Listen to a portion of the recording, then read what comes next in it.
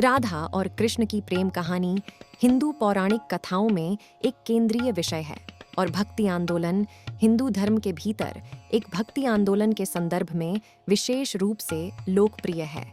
राधा और कृष्ण को दिव्य विभूतियां माना जाता है और उनकी प्रेम कहानी को अक्सर भक्त और परमात्मा के बीच दिव्य प्रेम के प्रतीक के रूप में देखा जाता है।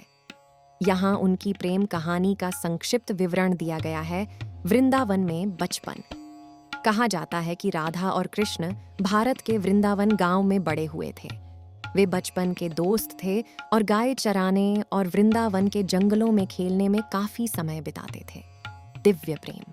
जैसे जैसे वे बड़े होते गए, एक दूसरे के प्रति उनका प्रेम गहरा होता गया और दिव्य प्रेम का प्रतीक बन गया।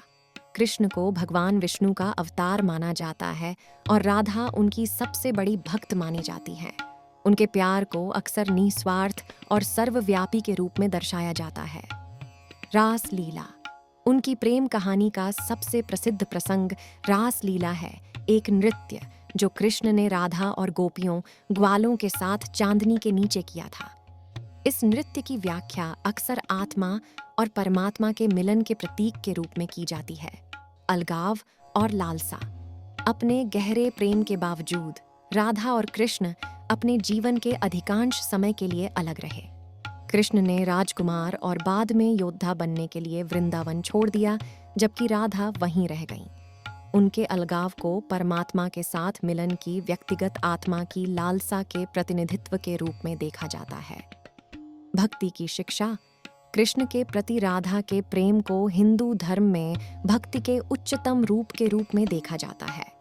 कृष्ण के प्रति उनका अटूट प्रेम और समर्पण भक्तों के लिए उनकी आध्यात्मिक यात्राओं में अनुकरण के लिए एक उदाहरण के रूप में काम करता है। यह ध्यान रखना महत्वपूर्ण है कि राधा और कृष्ण की प्रेम कहानी गहराई से प्रतीकात्मक और आध्यात्मिक है। यह सिर्फ एक रोमांटिक कहानी नहीं है, बल्कि इसे अक्सर भगवान के लिए मानव आत्मा के प्यार और लालसा के रूपक के रूप में व्याख्या की जाती है।